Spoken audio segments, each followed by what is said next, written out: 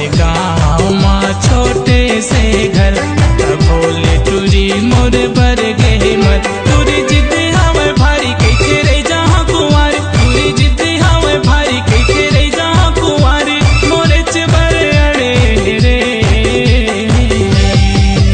कैसे कराऊं शादी टूरी के बंगला बड़े रे कैसे कराऊं शादी टूरी के बंगला बड़े रे।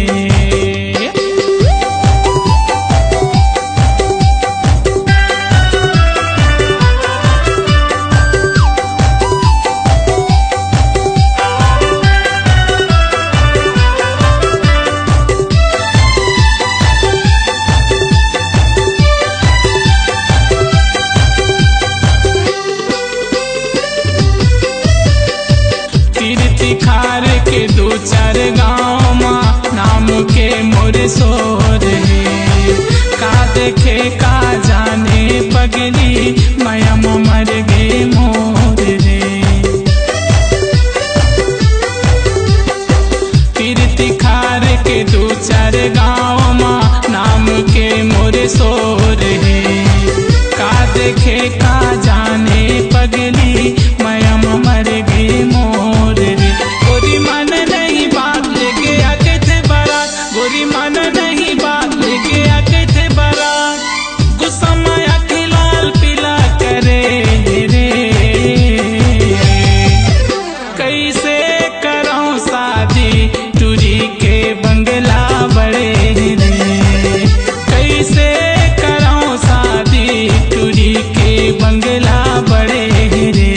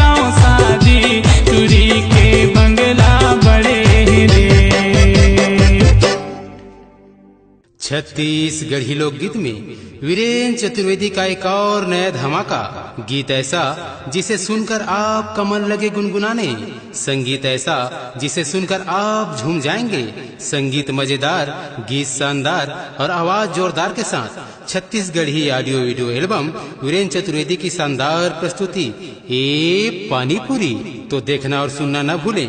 कार्यक्रम हेतु संपर्क करें मैं रवि पंडित मोबाइल नंबर 8959262959 वीरेंद्र चतुर्वेदी 8463827952। आपकी आवाज ही आपकी पहचान है। यदि आप अपनी आवाज को एक नया आयाम देना चाहते हैं तो चले आइए मल्टी ट्रैक डिजिटल रिकॉर्डिंग के लिए AVM audio video studio, Khamtarai, Raipur. Mobile number 9301523929 और 7869646201। यदि आप नए एवं पुराने गीत सुनना चाहते हैं तो avmgana.com में जाकर गाना फ्री डाउनलोड करें और YouTube चैनल में AVM गाना और KK कैसेट्स को सब्सक्राइब करें।